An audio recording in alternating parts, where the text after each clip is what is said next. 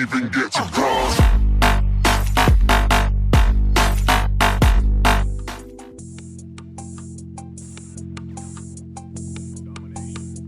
Hey, what's up guys, Xerachii here. I'm back again with another video, and this time it's going to be a dual commentary with one of my YouTube friends. Why don't you go ahead and introduce yourself, bro?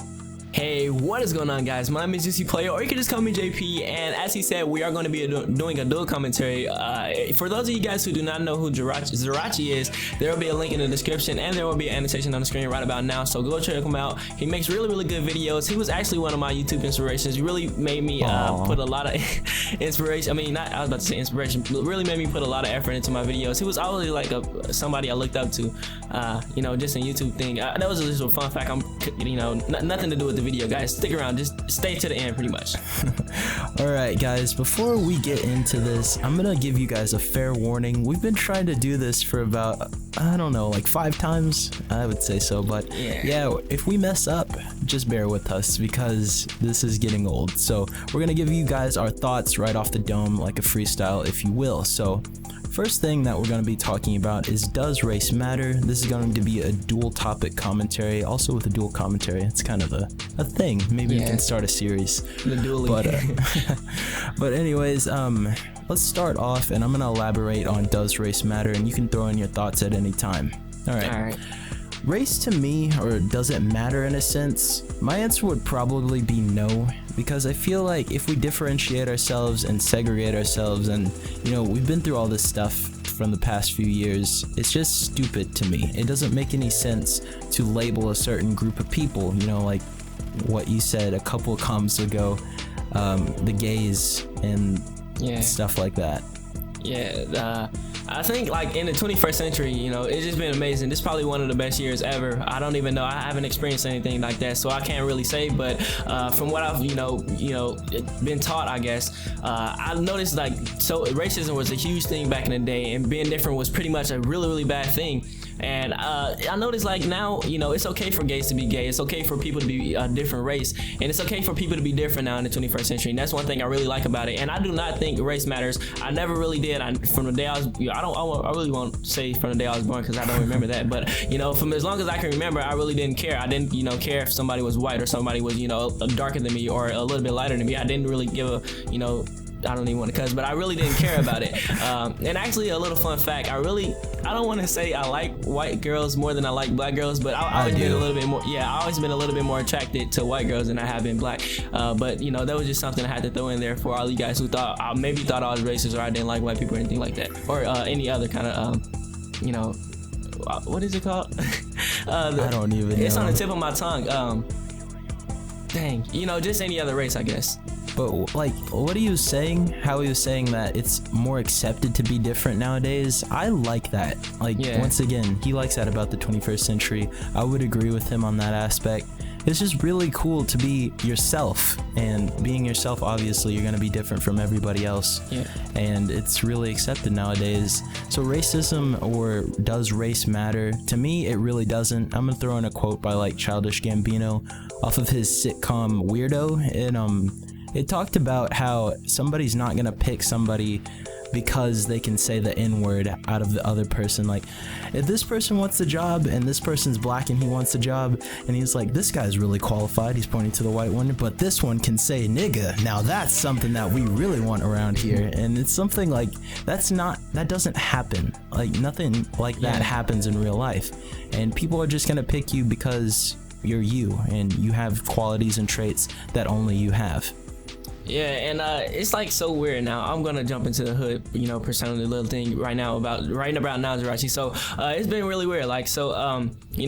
Being black and being other races, you grow up in a different culture. So whatever the situation is, whatever the circumstance is, there are gonna be things from whatever you were born around, and that's why we have stereotypes. Most blacks are hood, and most Latinos are whatever you want to say about them, and most whites are I don't even want to get into too much detail, but you got the stereotypes. I'm pretty sure all you guys know about it. And I want to say that you know, people really care about races because, well, one thing that race is a major thing nowadays is because of the different stereotypes that there are, and people don't want to accept, you know, the different stereotypes. Like, oh yeah, he has you know, different opinions than me. Maybe somebody's Republican, a Republican, and somebody's a Democrat. And you know, I see a lot of people don't get along nowadays because of that, and I really don't think it matters. I really think it's like pointless for that to go on. And as he said, you know, going in for job interviews or anything like that, it really just matters now about, you know, what you were raised up in and how you set yourself out from that. So I really don't think race matter. As you said in a couple times, Xerachii, we were all pretty much born the same. We all have the same, you know, the DNA are pretty much just set up the same way, other than, you know, parents and stuff like that. But yeah. Our final answer is, does race matter? No. We're going to be moving on to our second commentary topic, and it's going to be the evolution of commentaries. You know how people start off, you know, CNNers, all the big name commentators that started this whole like Call of Duty commentating scene, they've evolutionized into what we have today, what you're listening to right now. Yeah.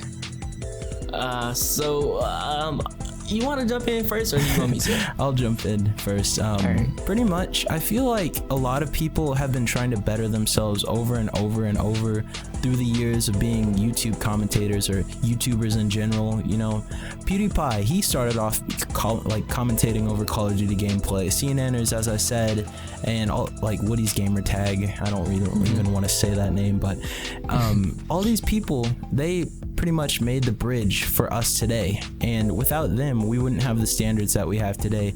Like, you can tell that our videos are a lot better than theirs back then, but we don't get as much recognition because we have to do this because it's hard out here for a commentator.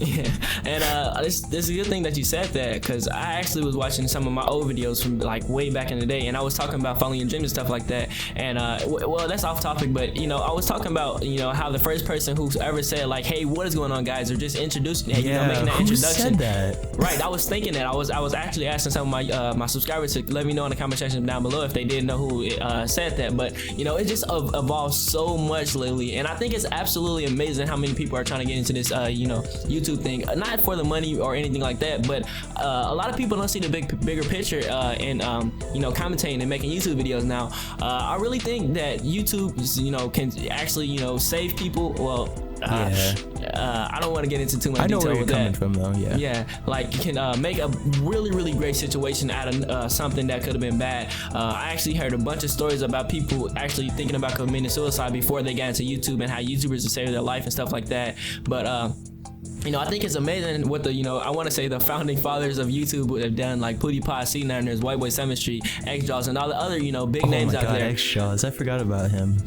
All the other big names out there, you know, I'm pretty sure, you know, if you ask almost anybody who was inspired to do it, inspired to do YouTube, I bet you they would say one of the, you know, founding fathers, I guess, I said fathers, but founding fathers, I guess, you know, saying like, you know, the bigger names out there. And I think it's just great that how many people are trying to get into YouTube and, you know, just commentate because of them. Yeah, like the evolution is just something that you can just watch by watching videos. It's ridiculous. Like, if you go back and watch our first videos, oh god, like, oh hell no, we didn't know what the fuck to do. Don't do it. I didn't even know my fucking name in my first video. I was like, call me whatever, and I was all timid and shit. And nowadays we're all like, hey, what's up guys, Xerachii here with my manly fucking voice and all this shit. And it's just, that voice, it's different. Sexy. Ooh, thank you. But yeah, like you can talk. Yeah, I was just gonna pass it on to you, so go ahead. Yeah, but like as he said, going back to the first video, if you go back to my first video, I actually, you know, tried to copy White Boy 7th Street a lot, because he was, you know, pretty much the only reason I started YouTube. But you know, I pretty much tried to copy him, and I just evolved so much lately. And for all of you guys out there, I know a lot of you guys a lot of my subscribers actually don't, you know, do YouTube like right at the moment, but for a lot of you guys out there, I'm gonna try to get a little bit inspirational. But when you start YouTube, it's not going to be a big, you know, perfect picture. You're not going to be making videos like PewDiePie or Vanos Gaming or anything like that. But as long as you keep on working on it and, you know, working on your commentaries and stuff like that, it will, you know, grow slowly. But I was about to say slowly but surely. It will grow slowly, but it will, you know, pay off in the long run, I guess. So don't give up on it, and it will evolve a bunch. Yeah, I made a video yesterday about practice makes perfect, and pretty much YouTube is just a time thing. This is all about time and effort, and the longer you put in the time and the more you put in the effort, you'll become better and better each and every day. I can promise you that. Yeah. First hands-on experience right here. Yeah. But yeah, you want to wrap it up right here? Yeah, so hopefully you guys did enjoy this episode. Well, I was about to say episode, excuse me. Hopefully you guys did enjoy this video. If you did, make sure you drop a like, comment, subscribe if you're new around here, or if you do not know who Xerachii is. Like, once again, there will be another annotation on the screen, so go check him out, and his link will be the first in the description. So go subscribe to him, help him, you know, grow a little bit more, and all that good stuff. So you want to give your little outro, I guess? You pretty much covered it all, but yeah, same goes for him. Link in the description, annotation on screen, and we'll see you guys later. Thank you guys for watching. Bye. Peace.